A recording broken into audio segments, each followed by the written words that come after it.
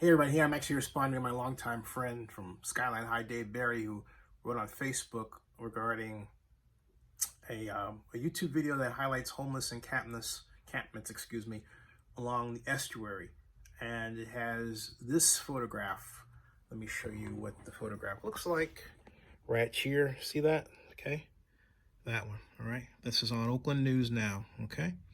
And if you don't know the drill by now, Oakland News Now contains a technology that allows Zenny62 on YouTube members who are on my channel to go to any YouTube video, like that video, and becomes an automatic blog post complete with link back to the original video, and as well in the upper left-hand corner, the obvious photograph of the avatar of the channel that the video came from. So we're promoting that channel, and we're helping that channel, get views. Some of these channels are unseen. They have 0 views. This one had 23. It'll have substantially more after our influence. But I digress.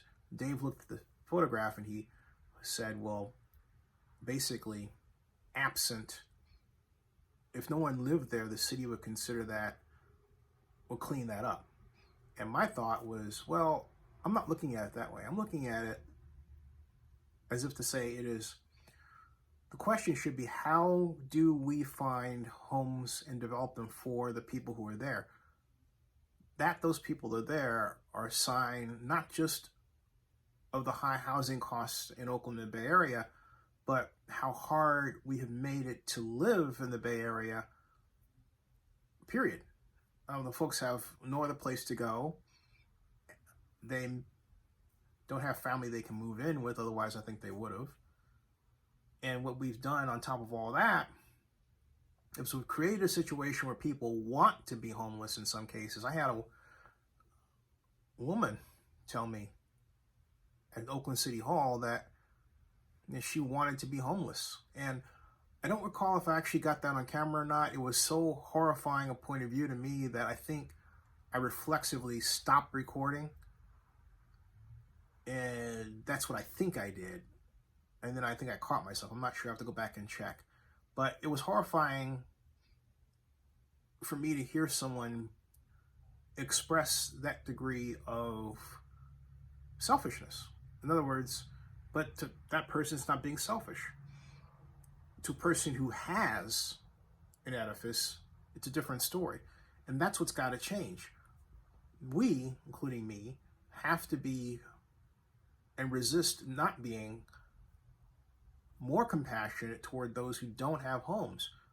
But those who don't have homes must demand the city get them shelter, because part of this seems to be a desire to be homeless and be in these encampments and develop this alternative lifestyle. Now, that should be okay in some areas, but not in the middle of a city where people have chosen to have roofs over their heads for reasons of safety. Because if something happens to these folks, as far as I'm concerned, it's our responsibility. And something that could happen could be earthquake, flood, or fire, right? We have earthquake, flood, fire, and technically famine. I believe all of that is our responsibility, and it's our responsibility to make sure that these folks are housed. And I don't mean temporary pup tents or something like that, but developing a new type of smaller housing that costs very little living that we can subsidize, and then rebuild that step ladder progression toward home ownership. But also, we have to be cognizant, and the people who are covering this industry, who know more about this than I do by light years, their mental illness, right? It is devastating to be in those conditions, and even more devastating to feel that you don't have anyone to turn to or any place to go. So I don't advocate going down there and clearing these folks out unless you've got a plan to give them money and improve their lives. We have to get back to a government that gives money to people when it's needed. That's how I feel about it. Okay, Dave, I'll see you. Subscribe to Zenny62 and bookmark oaklandnewsnow.com.